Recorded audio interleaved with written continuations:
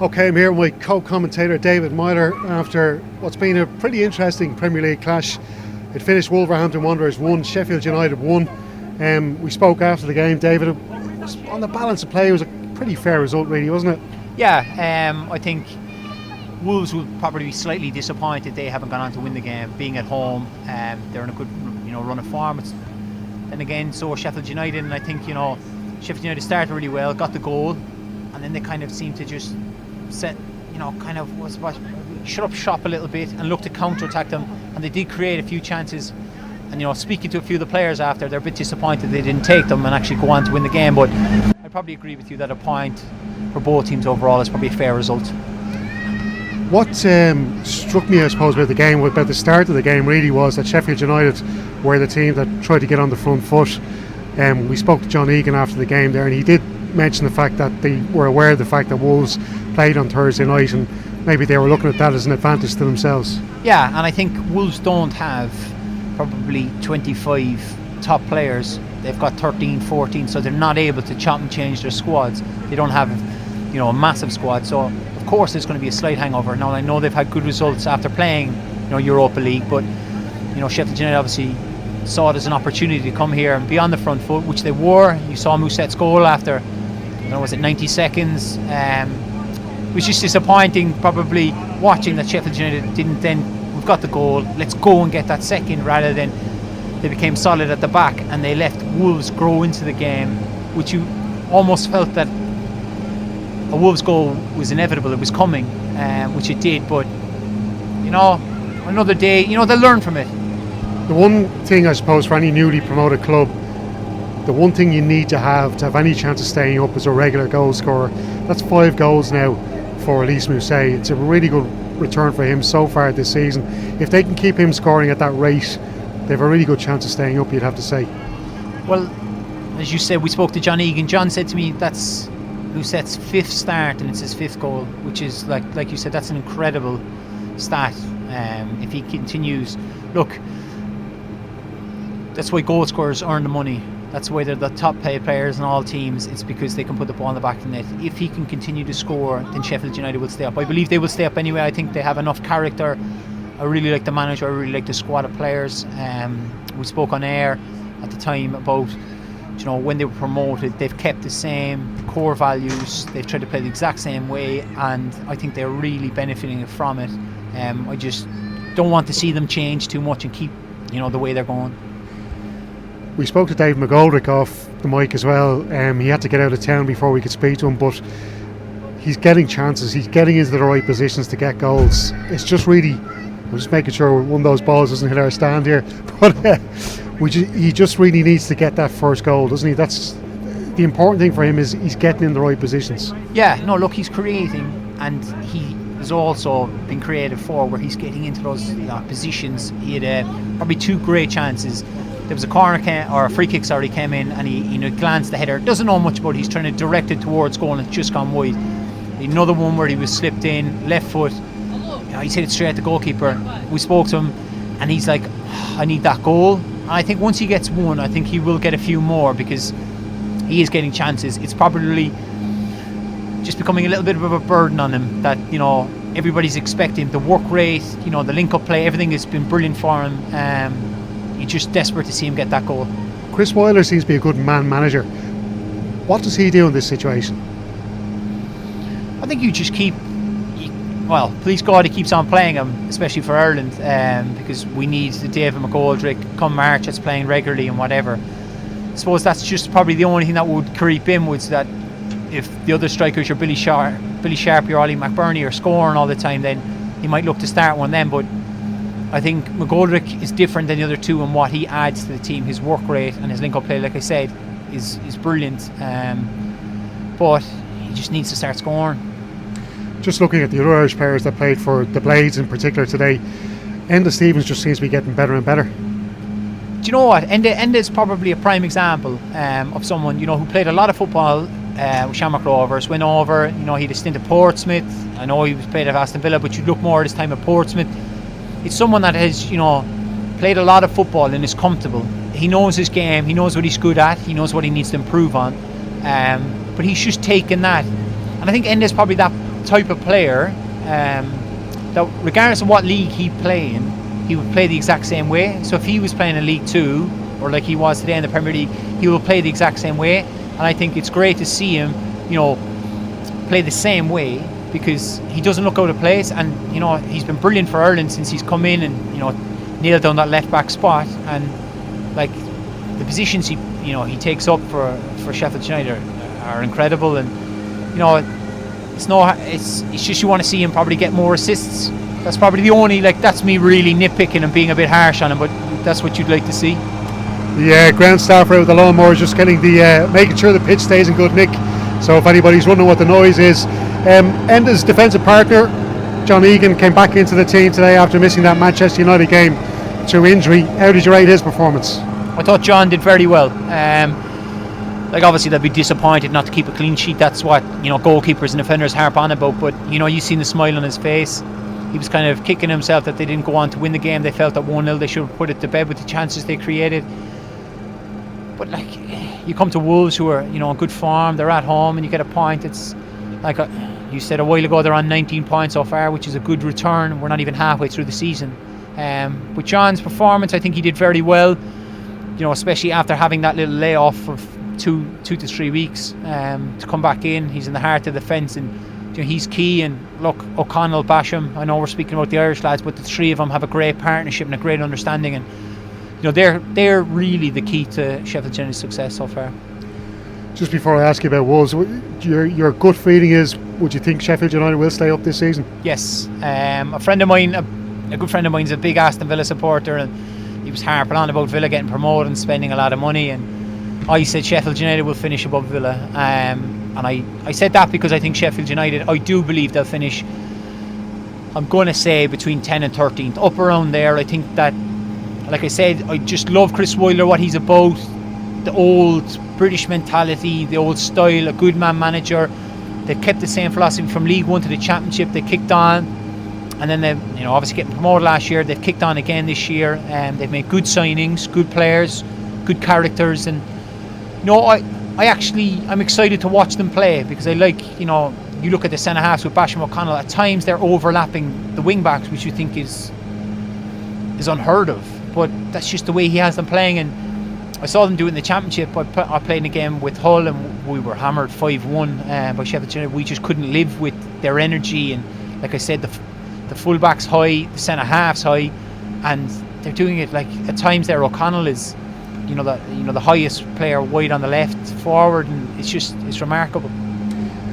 Wolves have been impressive when you can take into consideration how Burnley did last season, trying to contend with the Europa League fixtures and the Premier League fixtures. That's 2 wins and 3 draws now for Wolves coming out of Europa League weeks, and they're still up in 6th position in the Premier League table. You have to give a lot of credit to their players and to the manager Nuno Espirito Santo. Yeah, no, definitely. Like I said, I don't think they have the biggest of squads. I think they've got 14 very good players, maybe 15. They've some young lads. But look, there's always that thing with the Europa League. Will there be a hangover going in on Sunday games? You have to adjust. Like some of the the trips, they're out in Russia or they're in Turkey, and it's difficult. But no, the only worry I'd have is if they picked up 2 or 3 injuries, then you'd really worry for them. But you never want to see obviously a professional footballer be injured or whatever, so please God that doesn't happen. But no, I love the way they play. They knock the ball around, they try and get on it. Adama Traore is a constant threat with his pace. Jimenez is a big powerhouse up front with a bit of pace, and he puts himself around. Then they've got the 2 Portuguese boys in the middle of the park, who love to get on the ball, knock it about. They have a very good team, and of course I imagine we'll touch on Matt Doherty in a minute, but Matt, well, he was great out there today, wasn't he? And no, he was. Again, 3 goals in 4 matches, club and country. He's on a great run. I know, and it's just all his goals are the exact same. It's just late runs into the box and getting your head on the thing. Is he a right wing back or a right back? No, he's a right forward, because at times he appeared for his goal on the I don't know what. He's a striker. Look, he has it. The best thing Matt has, though, is when he gets into those positions, he doesn't panic. He's very calm, he's composed, and he always has a cultured finish. It's almost as if he's a natural striker, he's a natural finisher, and like you said, like that 3 goals in his last 4 games is a great return for your right wing back. The only thing is he doesn't seem to get that licence maybe to get forward for the Republic of Ireland as he would for his club. Is that a fair assessment? No, it is. Of course it is. Matt plays right back for Ireland. Yeah. Do you know? And that's when he plays, obviously, because Seamus Coleman generally does get ahead of him. Yeah, but Matt's like playing right back for Ireland. We don't create like Wolves play. We don't play as expansive as Wolves do. So it's difficult.